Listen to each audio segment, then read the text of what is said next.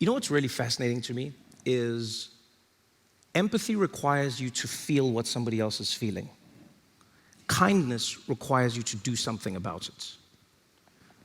You do not need empathy to be kind. That's something that I find interesting. You can be kind without feeling. And some people will be like, no, you can't. You know you can. You can literally not feel. You may not feel what the other person's feeling, but you go, you know what? I think they deserve justice. I think they need help. I can't feel what they're going through. But the opposite isn't. You can have empathy and no kindness. And that's something that stuck with me as I was thinking about it.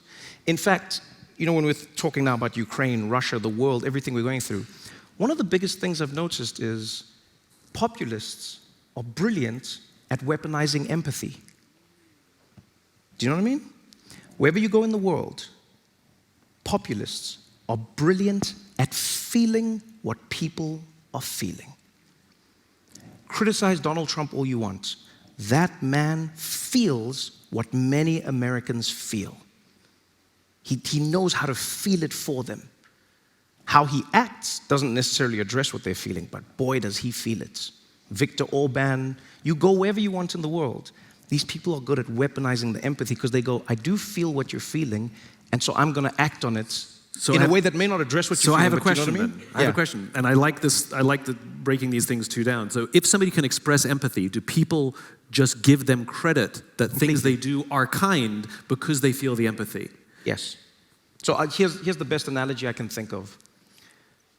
If you've ever been to a hospital and you've ever had to be helped by people in like the medical industry, nurses in particular, I find this with, a lot of nurses are not nice. They really aren't. But they're kind. And what I mean by that is like they do what they need to do to help you, and they really do it. And I've seldom met a nurse who doesn't go above and beyond to help you get to where you need to get to. Helping the doctor address your needs, helping the hospital move. They're often overworked. But they're very seldom nice. Mm-hmm. Do you know what I mean? Mm-hmm. But they're very kind. And I always think to myself, what would it be like if they were the opposite? What would it be if they specialized in empathy but not being kind? They would come in and they'd be like, oh, it must feel so bad.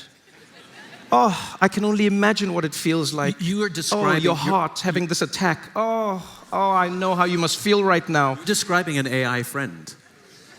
That's exactly what it is. You're describing an AI friend. And can I tell you? Very nice, and can I tell you? Not kind. That's exactly what I think of when people will tell me, you know, when people are like, the AI thinks, the AI feels, it can connect with you, it can share. No. It can pretend to connect, it can perform these acts of empathy because it can write them the way we perceive them, but it cannot do.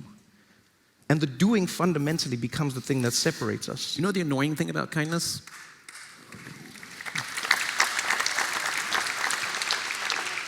The annoying thing about kindness is very often for the person being kind, for them it's easy or obvious.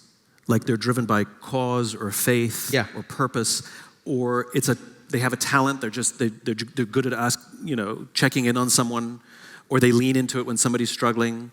That general who said, go on, I don't think he perceived that as an act of courage. It's just something you do. Right.